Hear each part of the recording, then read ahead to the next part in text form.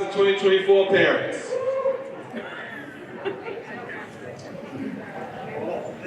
I'll try it one more time. Good evening, class of 2024 parents. There you go. I guess I hear more excitement on graduation day. Or maybe it'd be more tears. I don't know which one. So we're going to get started in about 30 seconds. We have a bunch of things to cover. For those of you that don't know, I'm Mr. Yarborough. I am the class of 2024 grade level administrator. I tell everyone that the class of 2024 is the class that they all adore and that they've been waiting for sure, more than anything else. So, because my presentation is not that long, this conjure is the one that you really need to tune into and listen to for our senior parent meeting. Not that my information isn't important, but she has a bevy of information that's super important that your senior parents should definitely want to know. So, being here early grants you this. If I call your number for a ticket, please see me as we transition to back to school night. Okay? So we can do that. So, I'm going to do this quickly. Okay, thank you. And I dropped this one, so maybe it's went that fast. My folks are coming in. Last four digits are 674. Okay, that one's gone. Last four digits, 644. 644? Okay, good. Make sure you see me before you leave. No, this is MCPS issue. I'll verify that for 644. Here we go, 647. Wow. 647? Oh, sorry, I'm going to take you out because that. All right, here we go. Two more. Let's see. 654. Oh. 662. Okay. Wow, I'm just too quick with throwing them away. Okay, I have one more to be the last one. Let's try this one. All right, 664.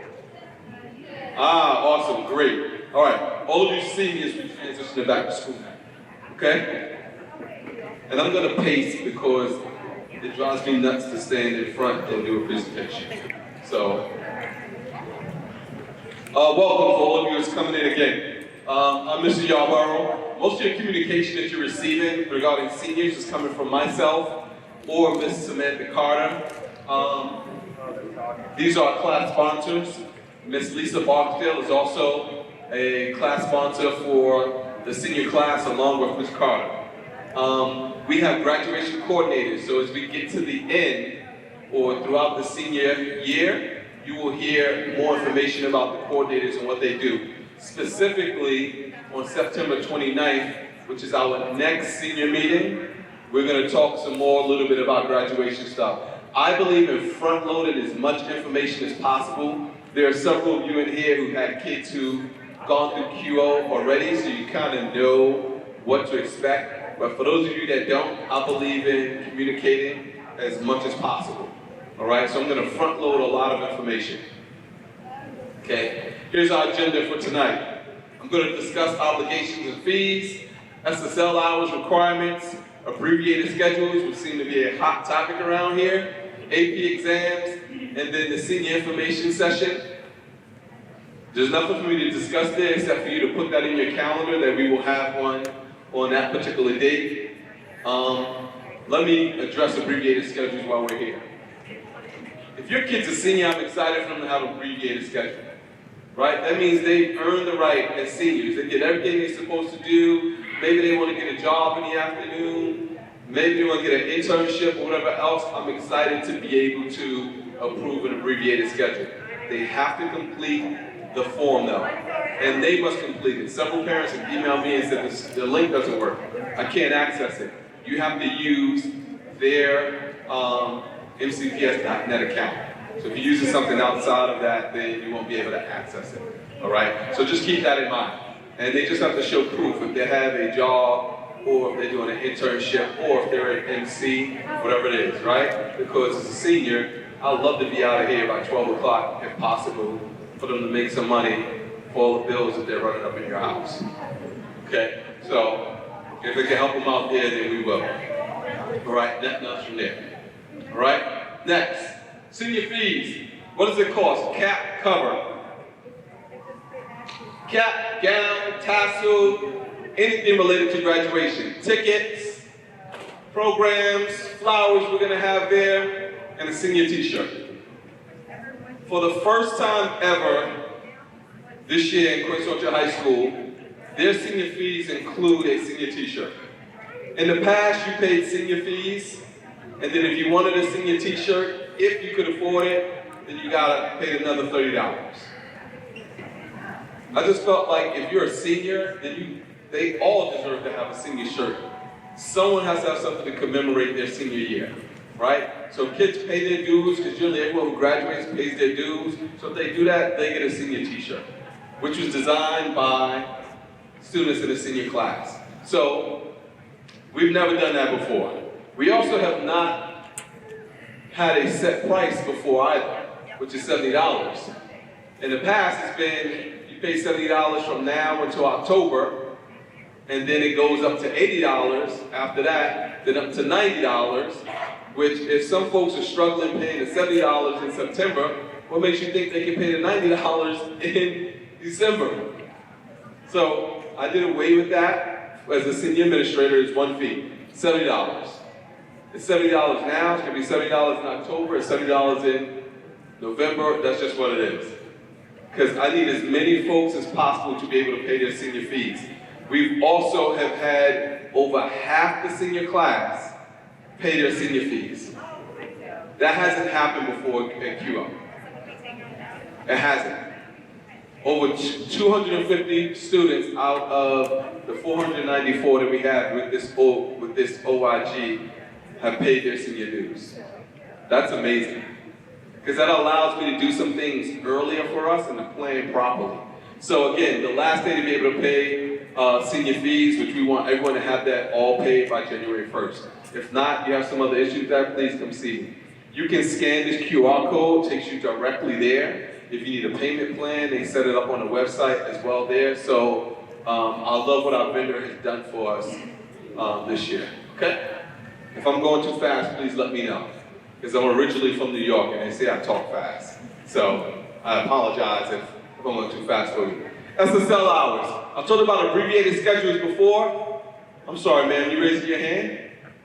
Oh, sorry. I've talked about abbreviated schedules before. I also believe you shouldn't get an abbreviated schedule unless you're on track for graduation. On track for graduation means you've met these SSL hours. Or maybe you need 5 or 6. But if your student wants an abbreviated schedule and they have like 20 plus hours to do, they're not being approved for it. I need to make sure that they're on track in order to have that. So they need at least 75 to graduate, right? 240 get you the Meritorious Service Award, which is exciting. Miss Kelly Miller is our SSL coordinator. So if your kids need SSL hours and opportunities, just contact Miss Miller, and then she will share that information. Numerous opportunities. I just shared with counselors an SSL hour opportunity. Some kids who can do that, if they're there all day for this particular event, they can get 11 hours. So just something to kind of think about that I shared. This is her email address, if you have any questions about that. Next, AP program. One of the biggest things as well for seniors is the APs, AP exams. Please take a picture of this QR code. Mr. Chris Campbell is our AP coordinator. He's amazing. He'll answer any questions that you have regarding APs. As you notice, the last piece, which I love, is that AP pathway for all students at QO. Okay? I encourage you, if your student is in an AP exam, that they take the AP exam.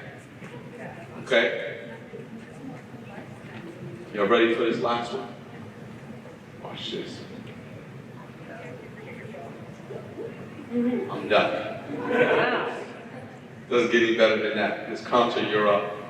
Okay? Enjoy back to school night. We tried to do some things differently for back to school night. I hope you enjoy it. And it's not just traditionally as we've done it in the past. So Enjoy back to school time.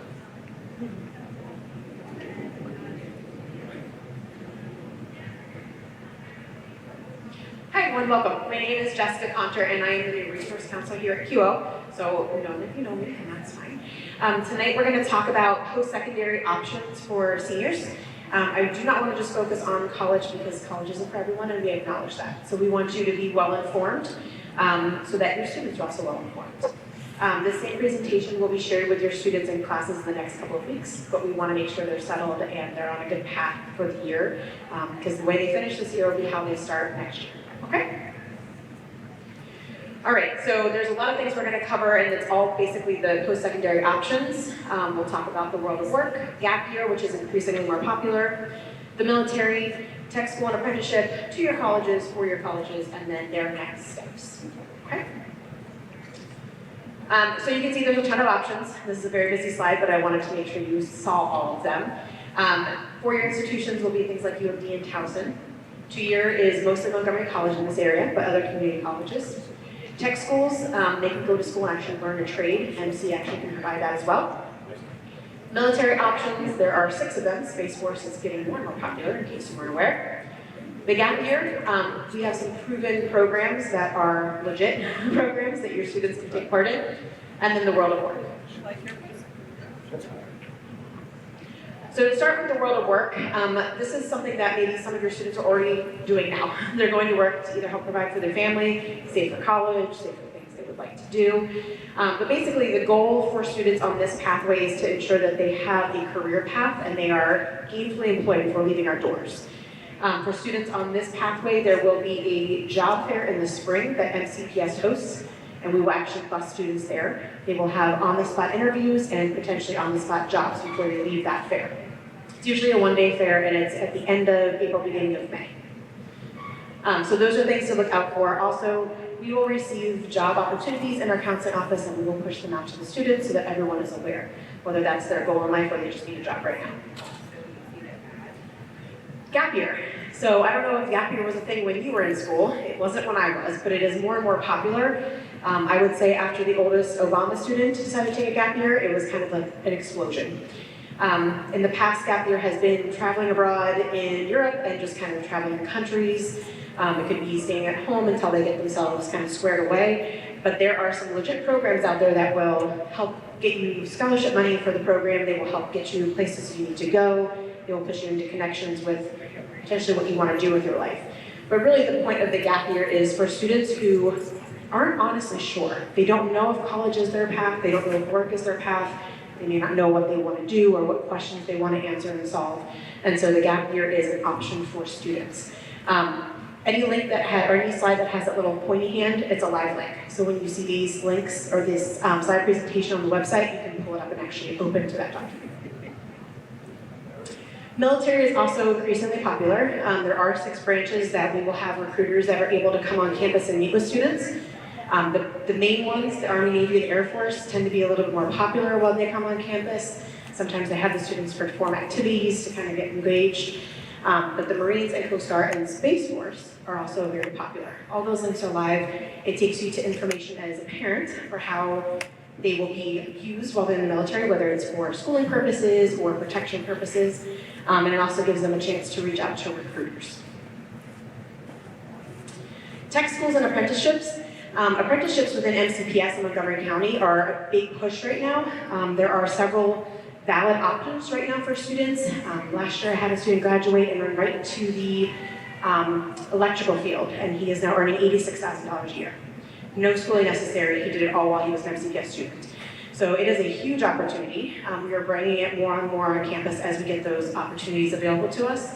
But the most common ones are the nursing programs that aren't going for an RN. We have construction and welding, which is a big thing in our area. And we also have electrician and plumbing. MC offers construction, for sure, cosmetology, those types of fields, and then beginning the pre-nursing, they offer that as well. So we encourage all of our students who are interested in the tech field to also go to MC.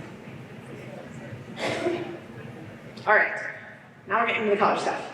So 2-year colleges are more and more popular because a lot of students are taking classes while they're in high school. We have over 157 students at QO right now who are registered to take classes at MC while they are students here. And that's not including the 50 plus that are in the early college program. So this is a big thing. It's a big push in the county as well. Their goal is to have all QO seniors apply for MC and be officially accepted at MC before they graduate. In October, the application will open for free, and it will be free until about January. It is not hard. The hardest question on that application is their social security number. So if your students don't know their social security number, it's a good time now to start practicing it and memorizing it. They need it when they're older, right? But there is no essay, there's no transcript involved, it's just filling out the application. It's pretty simple. So we're gonna encourage this year that all of our seniors apply if they have not already been accepted through dual enrollment or early college. Other area schools are Howard County and PG County are pretty close. Frederick is starting to get a little bit more popular as well. Every community college will specialize in something. So if MC doesn't have the specialization your student is looking for, look at the surrounding areas. It'll be a little bit more costly, but it'll set them on a good path for transferring to a four-year institution.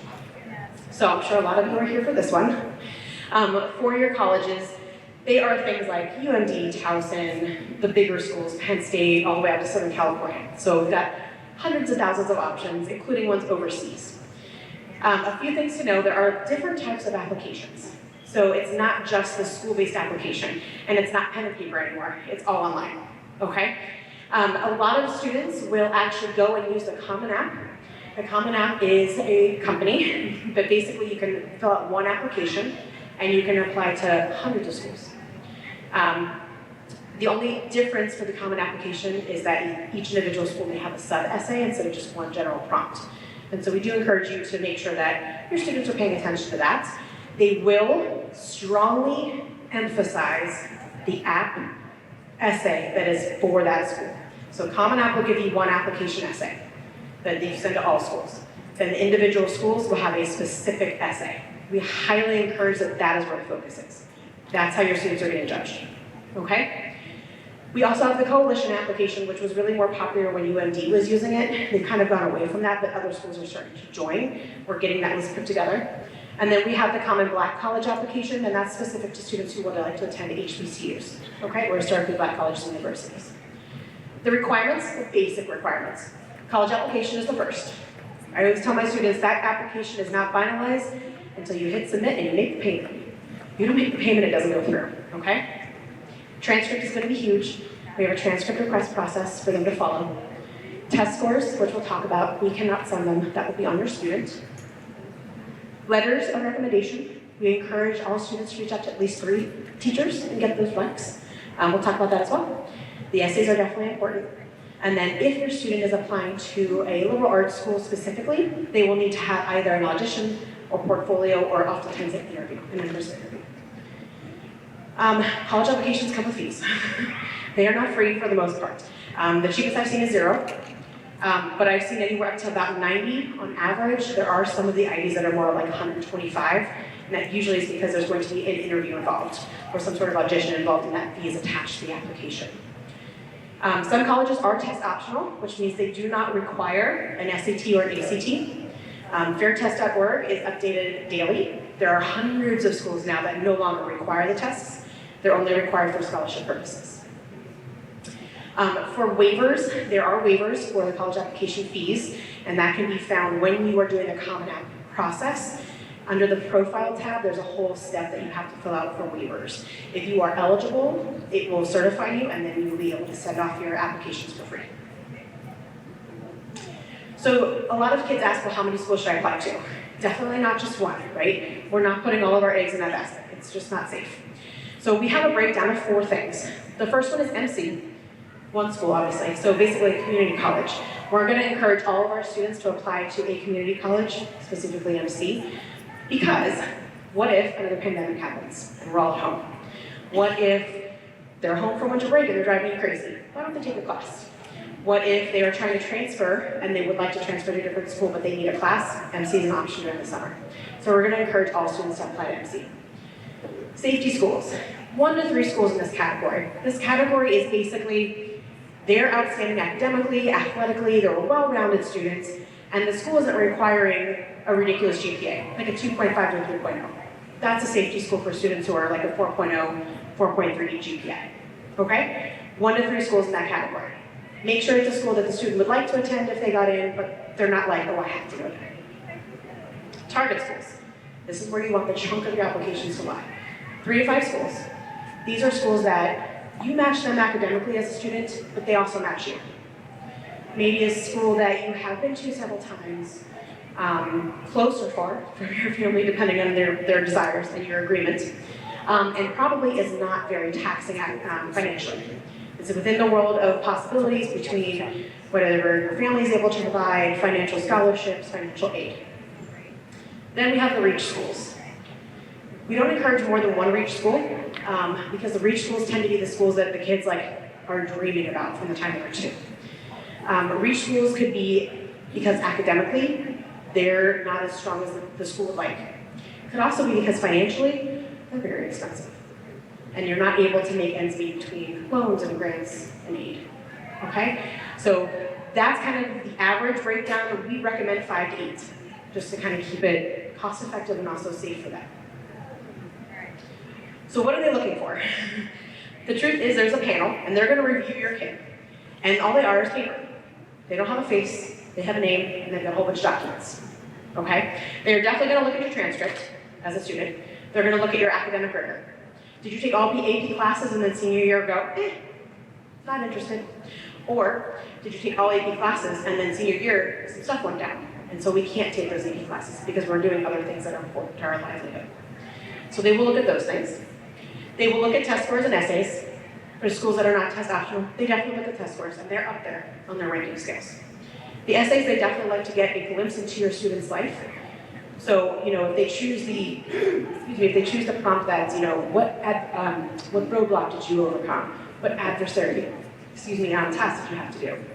Don't talk about getting my driver's license. Like, they want more, because that's the only opportunity they have to see your student as more than just a piece of paper, okay? Community involvement. Ever since the pandemic, SSL hours have been something colleges have been asking about. The school I came from, I was the SSL coordinator, and I got multiple calls about students who had ridiculous amount of hours, like 800, 1,000, and they were willing to offer scholarships for it. So for whatever reason, since the pandemic, that has upticked on their kind of criteria scale. So if your student is interested in helping serve the community, encourage them to do so in their senior year. Letters of recommendation are up there. Not every school cares. I was sitting in a meeting with Princeton the other year, and they said, meh, they don't read them. They'll read them if they absolutely have to. But next to them was Yale, and Yale said, oh yeah, we put them on a big screen in front of everybody, and everybody reads it. So if that letter has like a comma out of place, they don't judge the kid, but they judge the writer. So it just kind of depends on the school. When you're applying, they will tell you how much emphasis they will put on that essay, or on that letter. And they'll tell you whether or not they need it at all. Some schools want 0 letters, and some schools want 3. So you gotta really listen to what the schools are asking for. They're judging the student's ability to follow directions. So make sure that you are following those directions. Okay, so for letters of recommendation, I would encourage all students to think of teachers they've had through the entire academic career, specifically in high school. And they should pick teachers that they enjoyed their class, that they enjoyed the rapport they had with the teacher, that the teacher challenged them and made them think outside of the box. Not the teacher that was like, oh, you're the perfect student. No, someone that can write in depth about your student. Okay, that's what I encourage. It could even be a class that maybe your student didn't perform academically as well as they probably would like to have, but because they struggled and because they worked with that teacher and they had a different rapport, that teacher's letter is going to be amazing. So those are the types of teachers that your students should think about. When you're requesting a letter, we're going to ask that all students have a conversation with the teacher. Not an email, not a text or remind, an actual conversation. Okay? Once the teacher says, absolutely, I'll write a letter for you, because some teachers only write a few. They don't have time, and that's fine. Then we need them to request the letter of recommendation in an audience. Okay? We need that request on at least 15 school days ahead of when it needs to be submitted. So that's 3 weeks. What I've always told my students in the past is that if your deadline is November 1, your deadline is now October 1. Get everything done. There's no need to stress until the last minute. We don't need to get the spinning wheel of death on the computer at 11:59. Like, it's not worth it. So just bump up all of your deadlines so that if something's missing or something's not right, you have a whole month to try to fix it, right? And then once the request has been put in an audience and approved on our end, which we basically just hit accept, then the teacher will get a message saying, hey, this student would like you to write a letter of recommendation for them and send it to these schools. And Naviance prompts them on what to do next. Okay? This is really tiny. When you get the slides, it'll be easier. Your students are probably more familiar with Naviance, at least I hope. They will be getting this training as well. So basically, you'll go into Naviance, into colleges, you'll go into letters of recommendation, and then they'll find a teacher in the drop-down. Okay? I will let you know if your students have not gone on there before, it does look different when they first log in. It's going to ask them, do they want to go to college, do they want to go to work, do they want to go to the military, and they'll have to self-select. It's a 2-step process. One thing I do want to stress, big time stress, do not request your counselor for their letter. That's a given. We kind of already assume we're writing your student a letter. Do not request the counselor. Because for some schools, if they only accept 2 letters of recommendation and they requested their counselor, it now bumps the teacher off. We don't want that to happen. Because while we think we can write brilliant letters for your students are with the teachers every single day, all day. And they have an amazing insight as to who they are in the classroom, and that's what the colleges want to know about. Okay? Transcript requests, we're going to do the process kind of similar to what it's been done in the past. What they will do is they will go into Naviance and make sure that they have added all of the schools that they are actually applying to in the schools I'm applying to tab. If the school's not there, we can't send it. So that'll be the first step that they have to accomplish. If they haven't done that step, we can't do anything else. The next is to make sure that their Common App is linked to Naviance. And this step is super easy. They go into Naviance and basically put in their birthday, and it links their Common App, okay? The only hiccup we've encountered is their email address that they use for Common App has to be the same email address in Naviance, not their student email address, their personal email address, okay? They will then scan a QR code, and they will fill out a Google form that requests their transcript. There's multiple questions on that form, and basically if they haven't done the steps they need to do, then they will be stopped. Once that form is submitted, it goes to Ms. Barnes, our registrar, and all the counselors. And we will start diligently working on making sure that our work is done more in advance time than is needed so that everything can be sent. Okay, and this way we have a timestamp of all the requests coming in. We will not be requesting transcripts and Naviance. That step has been turned off. The last thing is deadlines. Deadlines are huge, especially for College Park. If your student is considering College Park and their documents are not in by November 1 and they were hoping for early action, they will not be looked at. Their file is pushed aside. They are very adamant on sticking to that deadline. Okay? So deadlines are super, super important, and we will stress that with your students as well. Score reporting.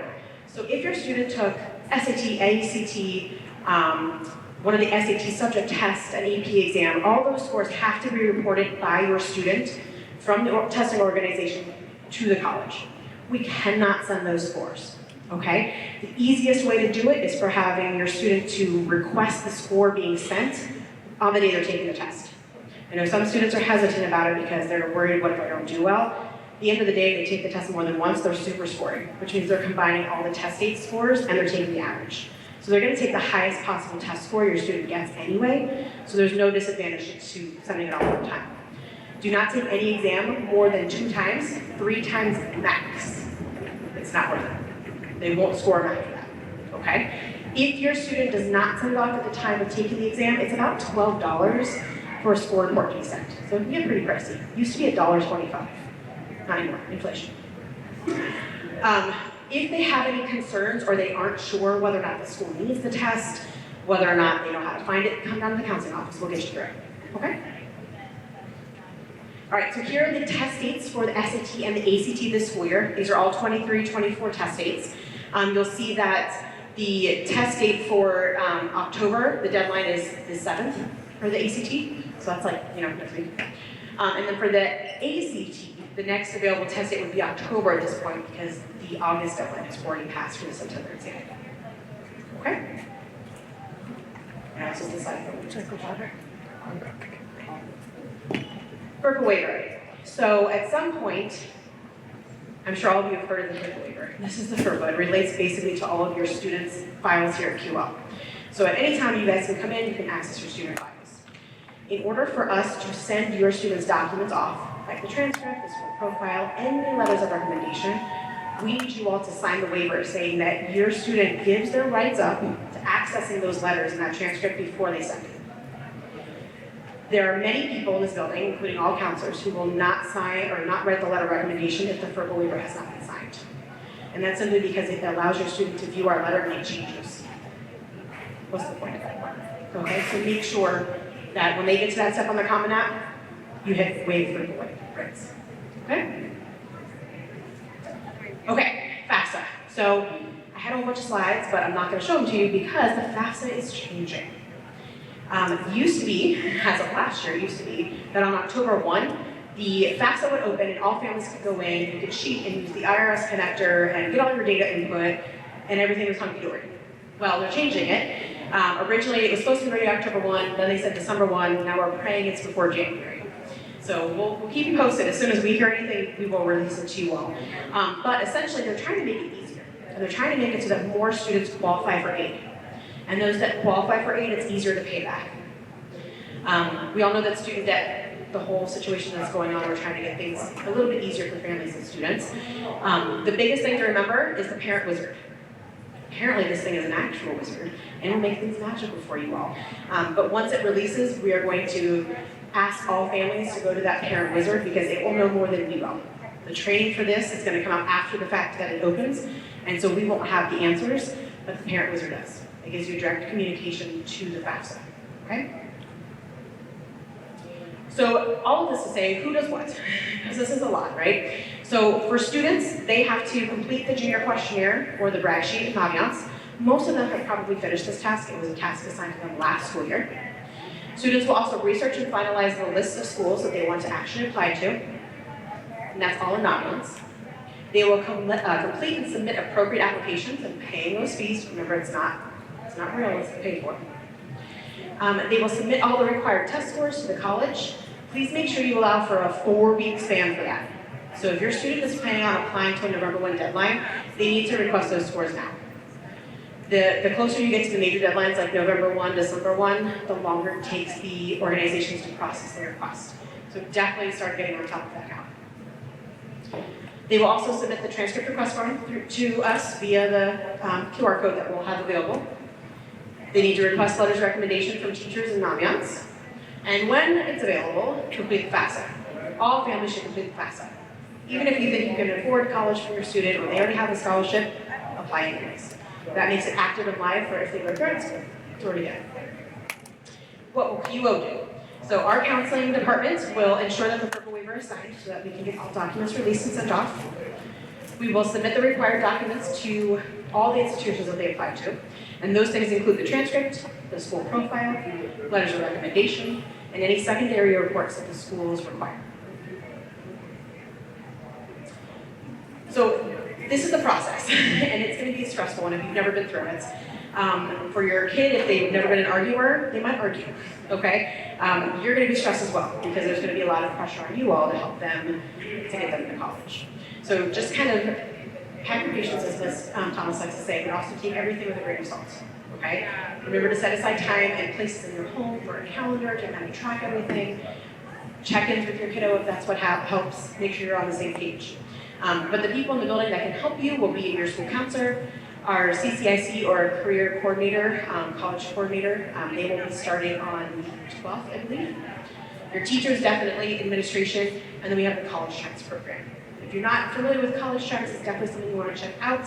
They're actually doing one of the presentations after Ms. Thomas's presentation. Here are the counselors and everyone in our suite. There has been a little bit of an alpha shift. So if you're kind of on the cusp of one of those alpha endings, your counselor may have changed. So if you want to take a snap of this one, that would be a good one to keep. Ms. Barnes is our registrar. She will help process all transcripts. Ms. Cross is our secretary. She will help field all the questions and then get you to the right person.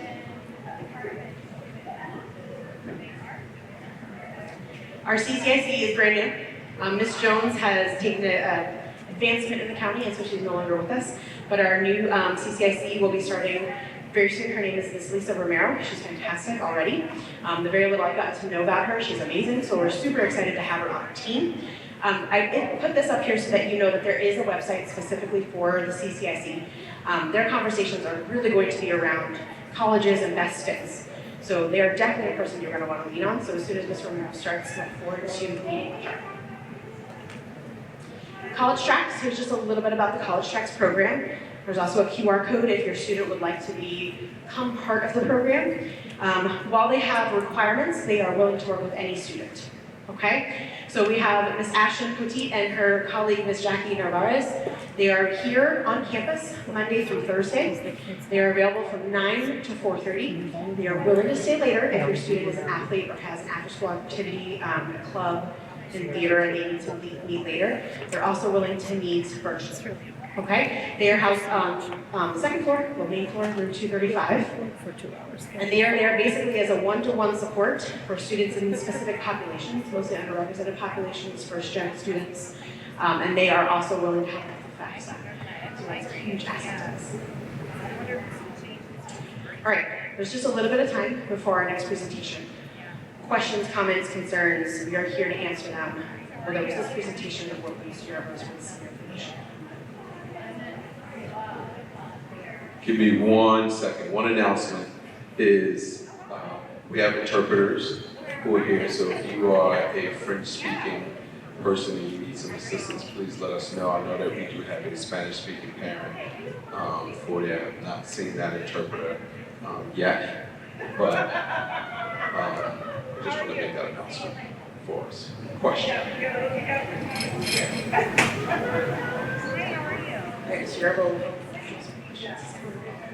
Okay, yep, it's working. You just can't hold it like that. I just wondered if this was Yeah, so by tomorrow, this video, because it's being recorded, I know you're probably driving crazy because I'm moving around.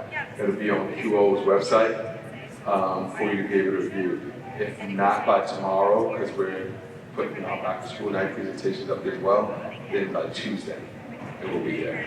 The slides will be as well. Yes. Supposed to be able to log into Naviance, or is that just? Parents do have their own login for Naviance. If you don't remember your information or you feel like you've never been activated, reach out to us and we can activate it for you.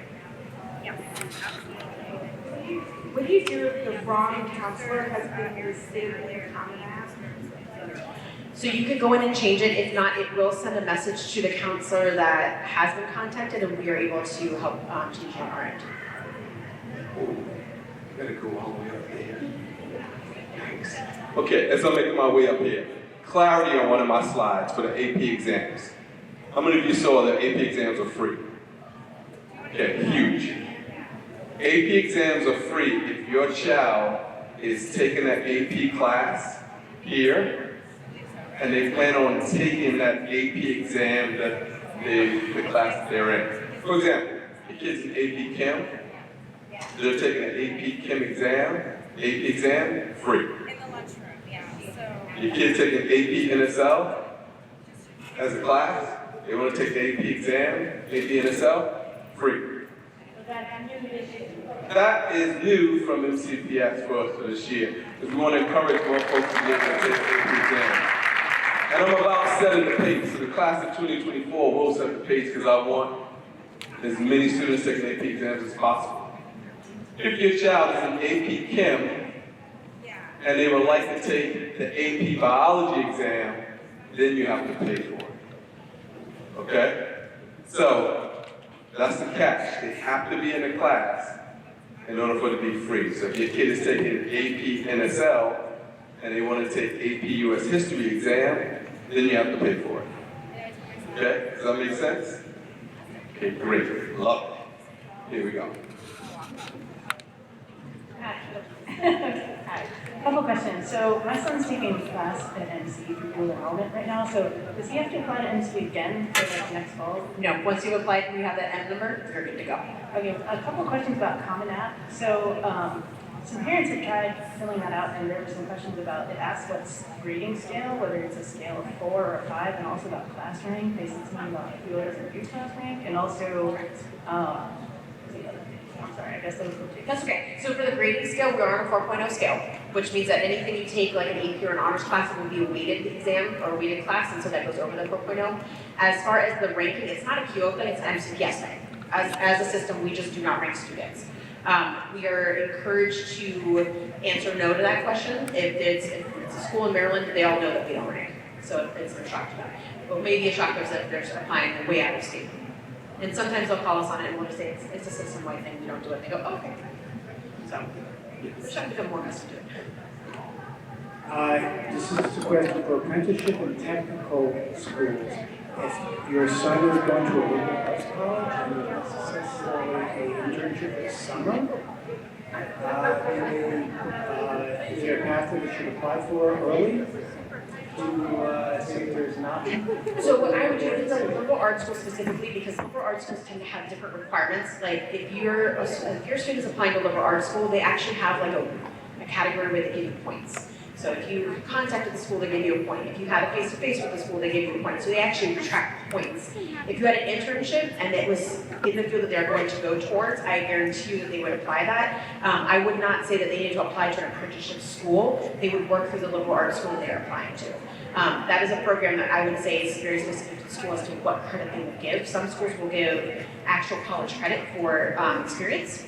And then some schools will not. And they'll just say, well, we'll let you go to this program instead and get a minor. So it really is school specific. You mentioned that you've been in some meetings with some of the colleges, and I'm wondering if you can give us some insight on what happens to a senior who's not able to get all the courses they wanted to have as challenging a senior year as they would have because of scheduling conflicts within the school's system. That's a great question. So one of the things that we do provide for all colleges is the school profile, and it does list all the courses we offer here. When it comes to that kind of situation, I would ask your student to inform the counselor that they would like that in their letter. And that's a quick sentence or two we can write in the letter. Absolutely. As far as recommendation that is concerned, I believe you mentioned that we should be requesting counsel. When requires 2 letters, one from the counselor and one from the teacher. So should we just put one from the teacher? Correct. So when they go into Navance, we recommend they do the recommendation for teacher letters. What we suggest they do is they request the letter from 3 teachers total, so that they have 3 letters in their back pocket. And then when it comes to the school specifically, the school will tell you, like UMD, who they want it from. So they'll say, we want a teacher, we want a counselor. Some schools will say, we want your math teacher, we want your English teacher, we want the teacher over the field you're saying you're going into. So really it's going to be school specific. When they're in there requesting the letters, they can drop down the teacher and then click off the schools they want that teacher to send it to. So if they have 3 letters and they know UMD, they only want their English teacher letter to go, then they only click that teacher's name for UMD, and that's the only school they would submit it for. And so that tells the system where to send the letters. So it is easier once you're in it. I wish we could all have our laptops in front of us so you can see it. Once you're in it, it's much easier to understand than just me kind of saying, talk about that. Any others? Okay, one of the things I heard Ms. Compton talk about was this is stressful. Okay, my oldest is 12, so I have some time. So I'm watching y'all, how y'all go through this process. So I know what to do when my oldest gets there. It's easier said than anything else. Don't stress. Tell your kids not to stress. I am the administrator who's also in charge of our student well-being team. And our kids are going through a lot, academically, socially, emotionally. What I'm gonna ask you to do is try to have patience as much as possible. I am that person who tells the kid all the time, don't stress, it's gonna be okay, we're gonna figure this out, okay? My responsibility and my goal as a 12th grade administrator is for them to have the best senior year of their life. That they can talk about it later on in life. They can have as much fun as possible without getting in any trouble that will be recorded for college. Okay? So I just want to put that out there. because I'm getting ready to meet with my senior class officers next week. And we're going to talk about some things we want to do this year as a senior class, because I want them to have fun. So, but it'll be good fun and safe all the time. So I just want to be able to share that because, you know, oftentimes senior year, this process here stresses folks out. He or she's got to get in college. She's got to get in college. It's not going to screw it up. We all make mistakes. I promise you, they're going to get into a good school. 100% they'll get into a good school. I'll tell you this quick story. I had a senior at one of our previous buildings, accepted into MIT. He streaked during Friday football game. Don't ask me why he did it. I have no clue. All right? Caught him, or whatever. Going to MIT, full ride, MIT. That was his one blemish on his academic record, or his discipline record. He still got into MIT. All right? So folks understand they still are kids. They do make mistakes. I wrote him a recommendation to MIT. I called them myself and everything to make sure that this kid got in there. All right? Again, your kid's gonna get into good schools. I promise you that. So my goal is to support them as much as possible. We are basically done. If you don't have any more questions, those folks who I called for winners, I'll meet you up top. Are there any other questions from Ms. Contra or anything at all? Okay, feel free, reach out to me. Because you brought up a good point, social media. Some of the applications you'll see, they'll start to ask for their social media handles. It's strategic, they're checking. So if there's anything your student feels they probably should not be seen by a college rep, I would encourage them to get rid of it. However, we all know it does not permanently delete. So this is a good time to start remembering that we need to be very aware of our social media presence. Social media can be a great thing, it can also be destructive. So we gotta make sure we're being, you know, smart. Make good choices, make smart choices, right? Concepts and objectives. And they're checking. Yeah, they're checking. I'll tell you that they are definitely checking. So are their employers. Yeah. So, thank you, parents, class of 2024. Y'all are awesome. Please listen. Please reach out to me. When you're like, I emailed them too much. No, you didn't. Okay. If I can help with something, let me know. I'd rather know sooner than later. All right, so I can support my seniors. Yes. September 29th. And I'll share out more information. It's wrong Friday. I don't like Friday. That was strategic because he knew you all would be here, so. Everyone's going to be coming here for football, so you come here first and go to football. Priority, parents, priorities. CQO football is more important than your child's future. Okay? I'll think about it. If I need to change the date, we'll change it for you. All right, keep that in mind. All right? Thank you all very much. Please enjoy back to school night. I'm headed up now. Thanks, everyone.